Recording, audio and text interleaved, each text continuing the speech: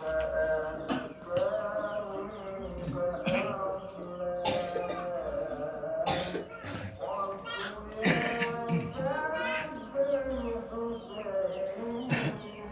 ada yang tanya, adab itu kan lebih utama, lebih-lebih terhadap orang tua, apalagi terhadap seorang ibu. Ibaratnya kita meratukannya, tapi kita tidak sengaja melukai hati pasangan kita atau tidak adil terhadap pasangan kita. Itu bagaimana? Apa boleh atau berjalan seiringan imbang? Yang ditanyakan ini kurang lebih seseorang yang mengeluh kepada suaminya mungkin tentang tadi, kurang lebih seperti itu. Bagaimanapun seorang istri kalau sudah ijab kabul dinikahkan orang tua harus mengikuti suaminya, tidak mengikuti orang tuanya lagi. Jadi mengikuti suaminya. Seorang perempuan kalau sudah ijab kabul dinikahkan dengan laki-laki, seorang istri harus mengikuti suaminya. Suami mengikuti siapa? Mengikuti ibunya. Itu yang terurutannya seperti itu. Istri mengikuti suaminya. Istri tidak mengikuti orang tuanya. Orang tuanya memerintah sama suaminya memerintah. Yang didahulukan suaminya, bukan orang tuanya. Itu seorang istri. Jadi seorang suami ini harus patuh kepada ibunya, jadi mengikuti perintah ibunya. Ini ada riwayat. Dulu pernah saya ceritakan, mungkin kalian ya lupa. Ini ku ingatkan kembali. Namanya Mutiah. Suatu saat Rasul itu main ke rumahnya anaknya, Fatimah Hajarah. Main ke rumah. Dia datang main ke rumah Fatimah, tidak ketemu Ali, menantunya. Fatimah terlihat murung. Ditanyanya ada apa kok kelihatan murung dan lain-lain. Mungkin namanya orang berkeluarga kan kadang ada masalah. Itu sudah biasa. Suami istri ada masalah, entah masalah apa itu sudah biasa. Ali di mana? Ali gak di rumah. Terus Ali dicari. Ali ternyata termenung di masjid. Menantunya Kanjeng Nabi tadi. Termenung di masjid. Ditanyai Ali, kok termenung nggak pulang, ada apa? Ya Ali mungkin menceritakan ada masalah sama istrinya kan. Nah seperti itu yang dimenangkan siapa? Bukan anaknya Kanjeng Nabi, tetap yang dimenangkan menantunya. Karena apa? Fatimah tadi sudah milik Ali. Paham yang maksud? Nah Rasul datang lagi ke tempatnya Fatimah, ke anaknya, bilang sama Fatimah Hajarah, kamu main ke rumah Mutiah, biar tahu seperti apa itu Mutiah. Maksudnya Mutiah itu perempuan yang utama, yang hebat, seorang perempuan yang sebagai panutan semua muslim perempuan, itu Mutiah. Akhirnya Fatimah sama anaknya yang laki-laki, mungkin Hasan, mungkin pada saat itu umur 3 tahun mungkin. Hasan anaknya Fatimah yang pertama, kemungkinannya diajak Hasan atau Husain, lupa ceritanya. Pokoknya dia ngajak anak laki-laki umur 3 tahun, mungkin Hasan itu. Diajaklah ke rumah Mutiah. Setelah mengetuk pintu, salam. Mutiah di dalam rumah tanya, kamu datang sama siapa? Sama anakku. Anakmu laki-laki apa perempuan? Laki-laki, masih umur 3 tahun. Kamu pulang saja. Loh, kenapa begitu? Suamiku melarang ada tamu laki-laki. Loh, anakku kan masih kecil, umur 3 tahun, kan nggak masalah. Tapi Mutiah bilang, suamiku tidak bilang seperti itu. Suamiku bilang, selama aku pergi bekerja, kamu tidak boleh menerima tamu laki-laki, bukan muhrimmu. Laki-laki bukan muhrimmu. Itu kan bukan muhrimnya, tapi kan umur 3 tahun. Oh ya, yaudah, ya dah pulang. Si Fatimah Hajarah pulang karena membawa anak laki-laki. Lah sedangkan Mutiah dipeseni sama suaminya. Selama suaminya bekerja, tidak boleh istrinya Mutiah tidak boleh menerima tamu lagi. Nah, akhirnya Fatimah pulang, anaknya dibawa pulang, taruh rumah. Fatimah datang lagi, karena kan disuruh Rasul, carane disuruh sowan ke rumahnya Mutiah duluan, biar tahu Mutiah itu perempuan seperti apa. Fatimah datang lagi ke rumahnya Fatimah Hajarah. Salam, setelah uluk salam ditanyai, kamu datang sama siapa? Saya Fatimah putri Rasul, kan begitu. Saya mau datang sama siapa? Sendirian. Tidak bawa anak laki-laki, anakku bawa pulang. Oh ya, silahkan masuk. Pintu baru dibuka.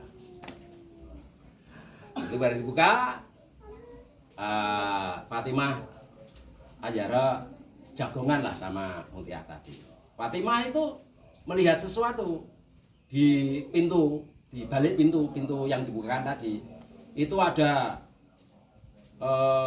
centelan baju sama handuk, satu centelan baju sama handuk sama rotan dicentelke di balik pintu.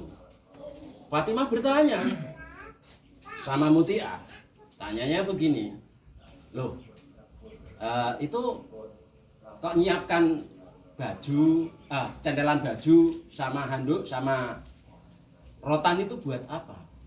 Oh itu kalau suamiku pulang, handuk itu untuk mengelap keringet kerja kan, suaminya kerja, suami udah. Kalau suami pulang, handuk itu untuk mengelap keringetnya.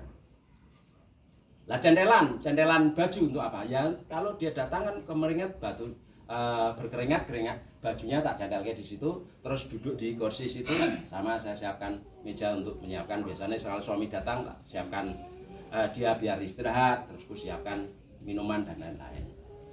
Terus satunya itu untuk apa? Yang mana? Rotan balik pintu. Yo rotan itu untuk suamiku. Untuk apa? Untuk mencambukku. Loh, kenapa dicambuk? Kalau saya tidak bisa meladeni, kalau aku tidak bisa meladeni suamiku dengan baik, jadi suamiku ku siapkan, aku kasih cambuk untuk mencambuk. Kenapa seperti itu?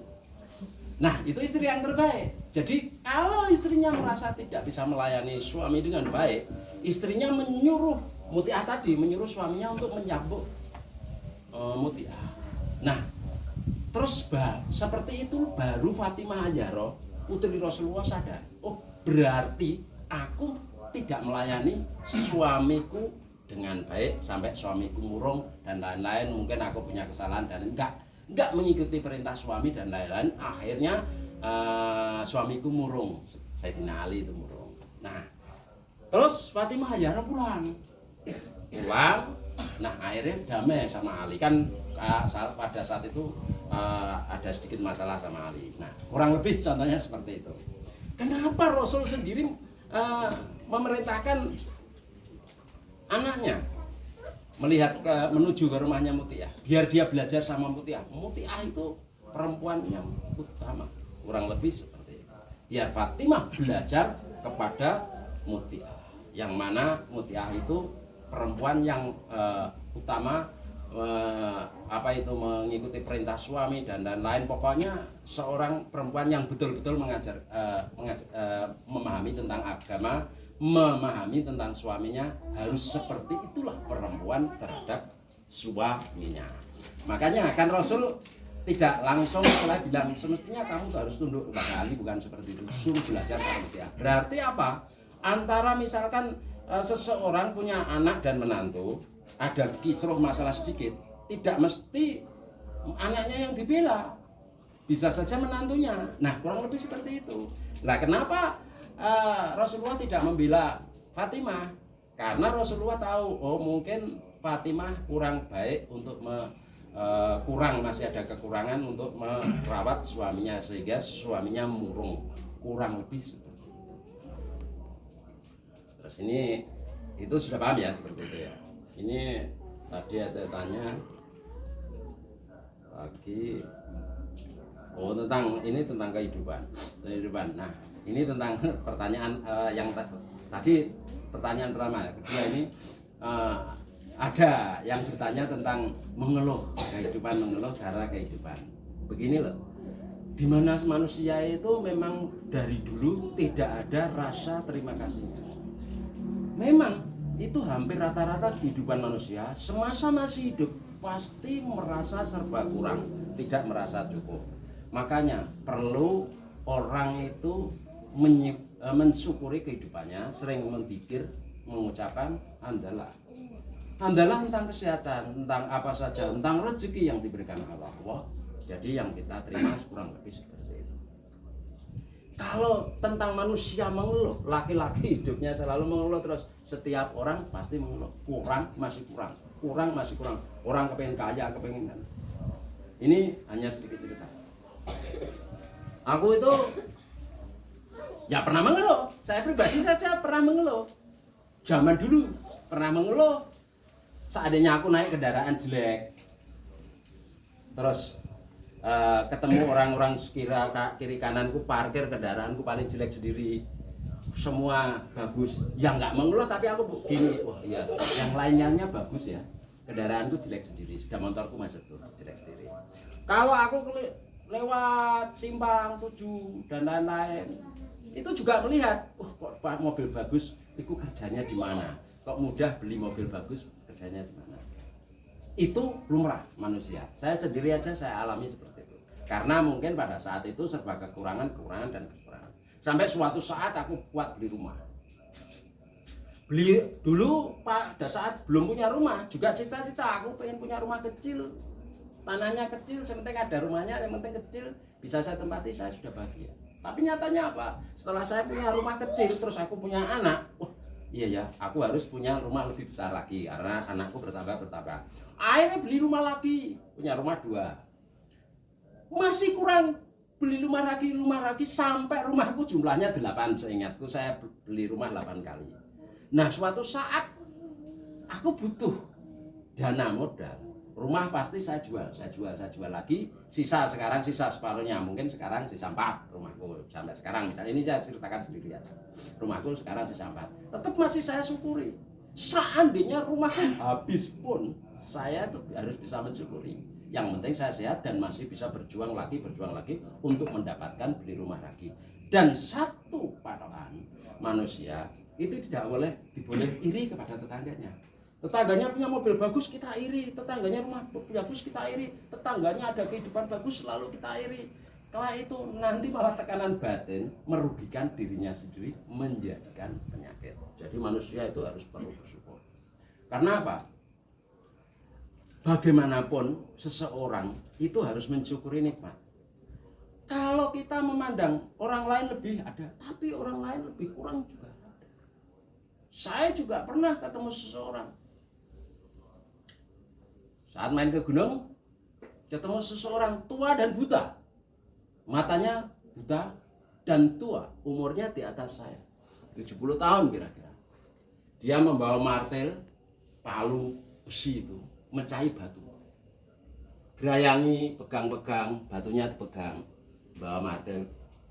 Namanya buta, kan ngawur, pakai perasaan. Padahal percikannya batu itu kadang melukai kakinya, berdarah. Saya duduk, saya pun bertanya kepada seorang bapak tadi, apakah dia berkeluarga? Dia bilang tidak. Maksudnya punya anak itu tidak. Dia jawab, saya buta. Kerjaku aja mencari membelah batu. Apa siapa yang mau sama aku? Jadi aku rumah pun tidak punya. Pendapatanku harian aja tergantung upah mecahi batu. Sehari aku dapat berapa? Aku mecahi batu seperti itu. Nah, saat itu aku baru sadar bahwasanya rumahku seandainya terjual semua, termasuk mobilku misalkan, sak motor-motorku terjual semua, itu masih bersyukur aku daripada bapak tadi rumah satu saja tidak punya. Rumah yang jelek satu, sedangkan rumahku banyak. Ya pada saat itu banyak dan pernah, namanya orang kadang kejual kebutuhan dan lain-lain berkurang. Itu saja pernah gini, namanya seseorang kalau sudah punya harta cukup terus terjual kan terus akhirnya kok merasa kita kurang, padahal itu ya nggak kurang, harus kita syukuri. Saya nyeritakan diriku sendiri saja. Sama saya bapak tadi baru sadar aku, oh ya bapak itu lebih membutuhkan daripada aku. Nah pada saat itulah Kadang-kadang memang danaku kekurangi, bahkan mungkin rumah saya jual dan lain-lain untuk membantu mereka-mereka yang tidak mampu. Kadang-kadang semenjak itu aku terus berpikir, iya, orang itu larinya kemana lagi? Apalagi bapak itu sudah 70 tahun di atasku, dia membelah batu sampai kemeringat, batunya kadang memercik, namanya matanya buta, mukulnya pakai kira-kira, melukai tubuhnya dan lain sampai berdarah-darah. Upahnya hanya upah harian. Kalau dia sakit terus bagaimana? Itu satu. Terus aku lihat lagi orang yang lumpuh pakai kursi rodanya aja kursi roda jelek. Dia jualan kerupuk pinggir-pinggir jalan. Kalau aku pas naik mobil melihat, walaupun mobilku sederhana, kan ada mobil mahal yang sampai miliaran, mobilku yang istilahnya mobil murah. Tapi aku sudah bangga, aku sudah punya mobil, punya keluarga dan lain-lain. Pada saat aku ketemu penjual kerupuk yang lumpuh pakai kursi roda, sempat ya juga saya beli. Walaupun saya nggak mungkin kerupuknya saya makan semua, mungkin saya beli saya kasihkan orang lain yang pinggir jalan. Saya tanya, sengaja saya beli, saya tanya, Bapak rumahnya mana? Terus punya keluarga nggak? Sama kata-katanya. Aku ini lumpuh dari kecil, jadi siapa yang mau menikah sama aku? Aku ya kepengen punya keluarga kayak jenengan, pengen punya motor atau setidaknya sehat, seadanya kaki normal, aku naik sepeda sudah bersyukur, apalagi punya motor, apalagi punya mobil sama seperti ini kan. Nah pada saat itu juga saya terpukul 2 kali, yang mana oh iya manusia itu kurang merasa kurang. Nah kadang padahal masih ada orang yang di bawah saya, tapi tetap kita harus syukuri. Nah itulah kehidupan. Jadi bagaimanapun juga sama. Seseorang yang cacat buta misalkan dicintai seseorang perempuan ini termasuk hebat karena mau mencintai orang cacat, apalagi kehidupannya orang yang minus hidup harian. Kalau dia dicintai seorang berarti perempuan ini memang hebat. Atau sosok laki-laki yang lumpuh dicintai seorang perempuan, berarti cintanya perempuan ini terhadap orang yang lumpuh berarti lebih-lebih. Karena apa? Dia mesti seseorang mencintai orang yang normal, bukan yang lumpuh maupun yang buta. Tapi perempuan yang mau mencintai seorang buta berarti perempuan itu hebat. Maksudnya cintanya sungguh-sungguh hebat. Nah itu juga ada perempuan mencintai orang lumpuh pakai kursi roda, berarti orang tersebut cintanya betul-betul sejati terhadap orang yang lumpuh tadi. Lain dengan seorang normal mencintai orang normal. Nah kurang lebih seperti itu. Jadi kehidupan itu tidak perlu dikeluhkan, kita syukuri apa adanya, yang mana kita itu yang penting sehat badannya. Mungkin masalah rezeki ya kita dalam arti berpikir piye caranya mendapatkan rezeki sambil jalan. Pokoknya pada dasarnya tidak usah mengeluh di dalam hal ini. Orang berkeluarga itu mesti ya ada masalah. Kan kurang lebih seperti itu. Tidak berkeluarga juga susah. Contoh akhlak, nggak usah banyak-banyak. Bahri saja. Bahri sudah nggak punya istri, walaupun anak punya, anaknya di jauh-jauh. Dia hidupnya sendiri. Aku saja kalau di rumah merokok sendiri itu juga berpikir tentang Bahri. Bahri kadang kan saya tahu Bahri lewat naik motor lewat pas ketemu di jalan Nasibangan. Aku juga berpikir Bahri sendirian di rumah, terus ngapain ya di rumah? Dia mencuci sendiri, merebus kopi sendiri, memasak sendiri untuk makan dirinya sendiri. Terus kalau sakit bagaimana? Oh iya ada handphone, oh dia nelpon anak-anaknya dan lain-lain karena masih punya anak-anak. Itu saja saya pikir masih ada yang saya pikir lagi Bunga Dina suami nggak punya anak, nggak punya saudara, punya apa nggak tahu. Yang jelas itu Bunga Dina keluarga kita, keluarga kami. Kadang-kadang pun aku di rumah duduk-duduk sambil ngopi pun berpikir kalau Bunga Dina sakit yang ngurusinya siapa? Saat sehat sih enggak ya naik motor ngimpat ngetril sana kemari antar menggok miring banyak berangkat kerja malam dia masih sehat. Padahal Bunga Dina kan umurnya di atas saya. Tapi kalau dia sakit yang ngurusi siapa? Bunga Dina ada enggak? Ada. Oh iyalah kalau dia sakit yang ngurusi siapa? Dia megang handphone, yang dihubungi siapa? Nah, kan gitu. pacar ra duwe. Makanya kan gitu. Handphone duwe tapi pacar ora duwe. Kan itu punya keluarga ya susah. Kalau sakit piye? Dene waktu sehat sih gua ya lah. Bergerak ke sana kemari mencari rezeki masih jalan. Tapi manusia tidak bisa seperti itu terus. Baik Bahri maupun Bunga Dinah maupun saya sendiri, jenengan semua suatu saat ada titik terendahnya. Tidak mungkin jadi titik yang tertinggi merasa kemaki terus. Pasti ada kekurangannya.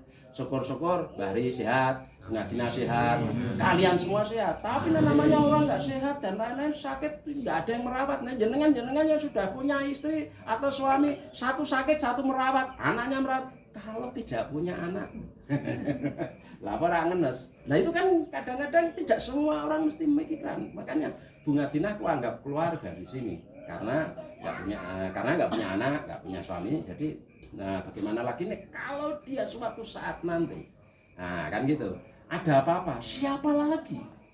Kalau kita terhadap Bunga Dinah, baik kita menjalin mengutamakan kerukunan kalian, makanya saling menjalin hubungan dan lain-lain, maksudnya baik dan lain-lain, tidak ada perpecahan belah, kurang lebih seperti itu. Itunya penting untuk bersosialisasi antar majelis, antar keluarga kita ya gini. Jenengan sama saya itu mungkin beda. Saya setiap hari walaupun satu kali pasti mendoakan jenengan. Jenengan belum tentu doakan saya loh. Saya yakin jenengan mendoakan saya tidak tahu. Tapi saya walaupun sehari sekali bisa saja saya sampai 5 kali.